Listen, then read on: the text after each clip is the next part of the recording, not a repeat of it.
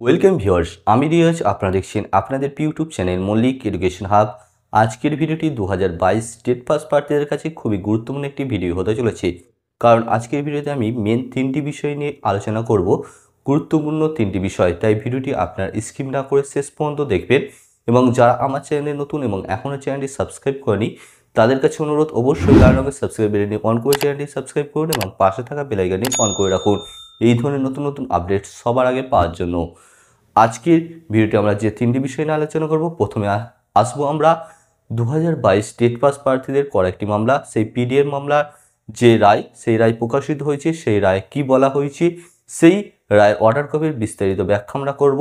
2 নম্বরে DEd versus BEd আরও একটি কেস কলকাতা হাইকোর্টে রেজিস্টার হয়েছে, সেই কেস কারা করলো এবং কী জন্য করা হয়েছে তার বিস্তারিত আপডেট আজকের ভিডিও তুলে ধরবো। 3 নম্বর, কাল বেশ কিছু 2022 স্টেট পাস প্রার্থী এপিসি ভবনে গিয়েছিল এবং সেখানে পর্ষদ সভাপতির সাথে বেশ কিছুক্ষণ কথা বলেছেন এবং সেখানে পর্ষদ সভাপতি কী বলেছেন, কবে ইন্টারভিউ নোটিফিকেশন দেবে, সেই সম্পর্কে বিস্তারিত আলোচনা করছি। তাই আজকের ভিডিওটি আপনার স্কিপ না করে প্রথম পয়েন্টে আসছি। 2022 স্টেট পাস প্রার্থীদের করা যে মামলা, সেই মামলার রায় প্রকাশিত হয়েছে। সেই মামলা কী জন্য করা হয়েছিল, যে আমরা জানি 2022-এ যে টেট হয়েছিল সেখানে বিএড এবং এনআইএস ডিএলএডরা বৈধ ছিল তখন, এবং তখন তাদেরকে 2022-এ টেটে বসতে দেওয়া হয়েছিল। পরবর্তী সময়ে রেজাল্ট বেরিয়েছে এবং প্রত্যেককে সার্টিফিকেট দেওয়া হয়েছে, টেট সার্টিফিকেট। এবং এই জন্যই 2022 স্টেট পাস প্রার্থীরা যে মামলা করেছে, যে এখন যেহেতু সুপ্রিম কোর্টের নির্দেশ অনুযায়ী বিএড এবং এনআইএস ডিএলএডরা অবৈধ প্রাইমারি শিক্ষক নিয়োগের ক্ষেত্রে, সেই জন্য তারা 2022 স্টেটে কতজন এমন রেগুলার ডিএলএড আছে, রেগুলার বিএড আছে এবং এনআইএস ডিএলএড আছে, তার সংখ্যাটা পিডিএফ আকারে প্রকাশ করতে হবে।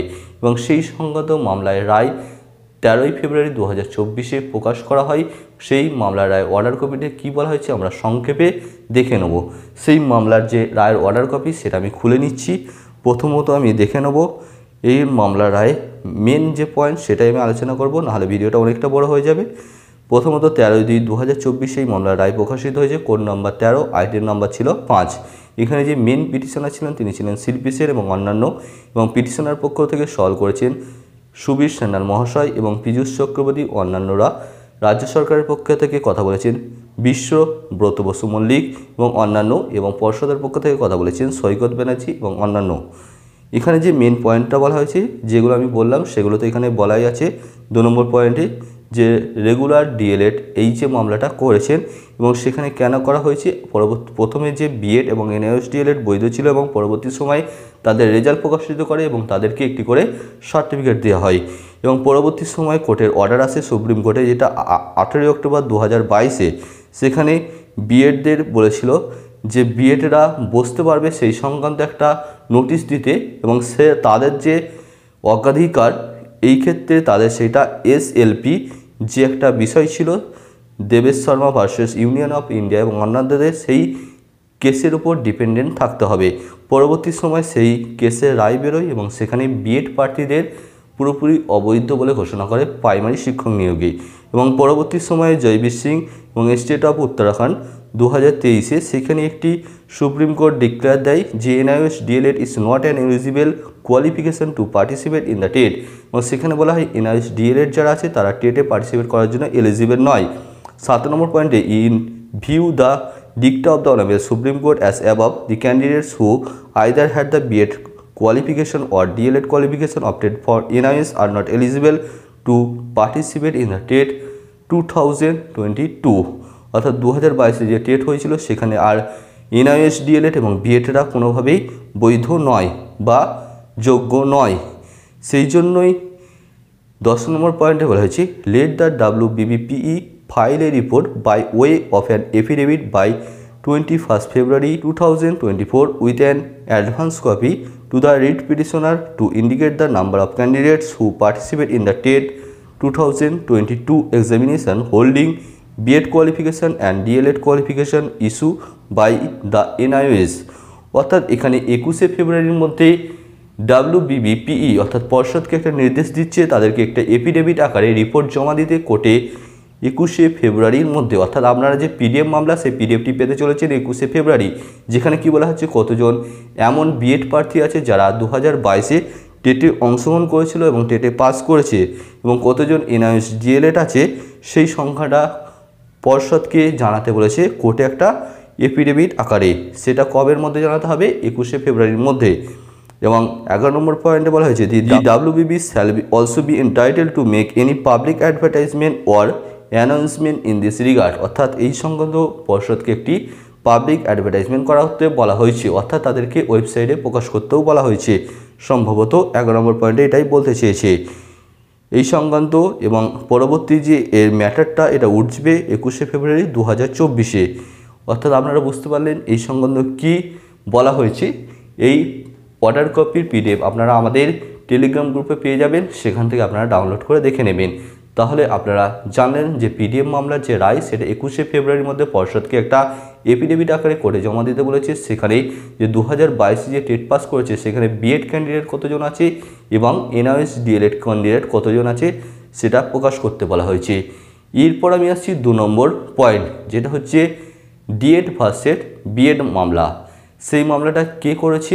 2022 টেট পাস প্রার্থীদের থেকে করা হয়েছে এবং মামলাটা দায়ের হয়েছে 13ই ফেব্রুয়ারি এবং এই মামলার পরবর্তী যে শুনানি সেটা হবে 21শে ফেব্রুয়ারি উঠতে চলেছে 2024-এ। এবং এই মামলাটা 2022 টেট পাস প্রার্থীরা কেন করেছে?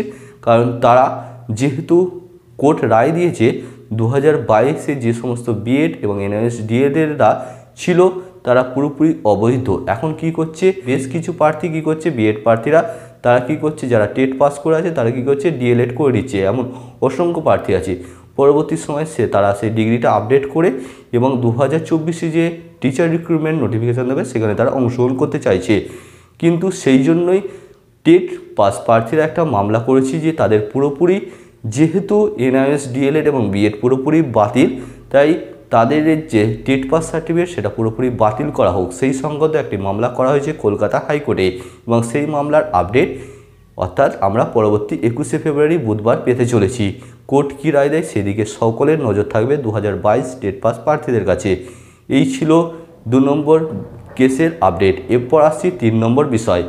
গতকাল 2022 টেট পাস বেশ কিছু প্রার্থী বিদেশগাজী নেতৃত্বে এপিসি ভবনে গিয়েছিল। আমাদের যে পর্ষদ সভাপতি আছেন ওনার সাথে কথা বলতে তিনি সেখানে বেশ কিছু তথ্য তুলে ধরেছেন। বলেছেন যে চলতি যে 2022-এ নিয়োগ প্রক্রিয়া চলছে সেই নিয়োগ প্রক্রিয়া শেষ না হওয়া পর্যন্ত আমি আপনাদের বিষয়ে কোনো রকম কিছু ভাবছি না, অর্থাৎ 2022 টেট পাস প্রার্থীদের বিষয়ে বলছেন। অর্থাৎ 2022-এ যে নিয়োগ প্রক্রিয়া চলছে সেটা আপনারা জানেন এখনও পুরোপুরি কমপ্লিট হয়নি, একটা জটিলতা রয়ে আছে। স্টেট লেভেলের কাউন্সিলিং এখনও বাকি রয়েছে এবং সুপ্রিম কোর্ট আরও একটা রায় দিয়েছিল যেখানে প্রায় 2000 থেকে 2200 মতো যে সিট রিজার্ভ করে রাখতে বলেছিল 2020-22 ডিএলএড ব্যাচদের জন্য এবং তাদের 6 সপ্তাহের মধ্যে ইন্টারভিউ প্রক্রিয়া সম্পন্ন করতে বলেছেন। যেহেতু এটা সুপ্রিম কোর্টের রায় তাই পর্ষদ ওদিকে ব্যস্ত আছে, 2022 টেট পাস প্রার্থীদের নিয়ে এখন কোনো রকম মাথা ঘামাচ্ছে না। এই সংক্রান্ত আপডেট দিয়েছি। 2 নম্বর যে পয়েন্ট বলা হয়েছে শিল্পী সেনের করা যে মামলা সেই মামলা কেন করেছেন সেই সংক্রান্ত বিদেশ গাজীকে উত্তর দিতে বলা হয়েছে। ওনারা বলেছে আমরা এই মামলা করিনি, এটা পুরোপুরি একটা অন্য DElEd association 2022 TET pass DElEd association সেখান থেকে এই মামলা করা হয়েছে। তখন পর্ষদ সভাপতি বলেছেন আমি কোনো রকম মামলা করতে মানা করেছিলাম, কারণ এই মামলাটা করলে কোর্টে যখন এই মামলাটা উঠেছে এবং 21শে ফেব্রুয়ারির মধ্যে আমাদের একটা এফিডেভিট জমা দিতে বলেছি এবং সেখানে যেহেতু এফিডেভিট জমা দিতে বলেছে এবং সেখানে যে বিএড এবং এনআইএস ডিএলএডরা পুরোপুরি বাদ চলে যাবে তখন তারাও কেসে যাবে এবং একটা দীর্ঘ প্রসেস হয়ে যাবে এবং ঝামেলার সৃষ্টি হবে এবং কোর্ট এটার ওপর স্টে ফেলতে পারে পরবর্তী সময়। তাই ঝামেলায় জড়াতে আপনাদের মানা করেছিলাম, এটা পর্ষদ সভাপতির বক্তব্য। এবং পরবর্তী সময় তিনি বলেন এবং আপনাদের কাউকেও বসে থাকতে হবে না, প্রচুর পরিমাণে ভ্যাকেন্সি আছে, এইটাও পর্ষদ সভাপতি বলেছেন।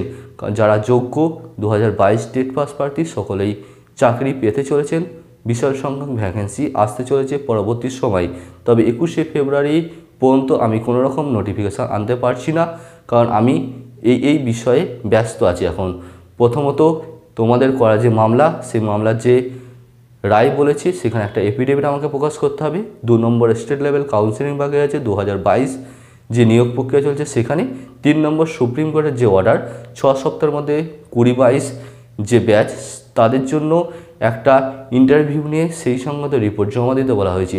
তাই পর্ষদ সভাপতি অর্থাৎ পুরো পর্ষদ এটার ওপর এখন ব্যস্ত হয়ে রয়েছে এবং 2022 স্টেট পাস প্রার্থীদের কথা এখন ভাবছে না। পরবর্তী সময় এটা নিয়ে কি হয় সেটাই দেখাই, কবে নোটিশ আসতে চলেছে ইন্টারভিউ নোটিশ। তবে আমার যে ব্যক্তিগত অভিমত, লোকসভা ভোটের আগে পুরোপুরি এটা সম্ভব হচ্ছে না 2022 স্টেট পাস প্রার্থীদের ইন্টারভিউ যে নোটিশ।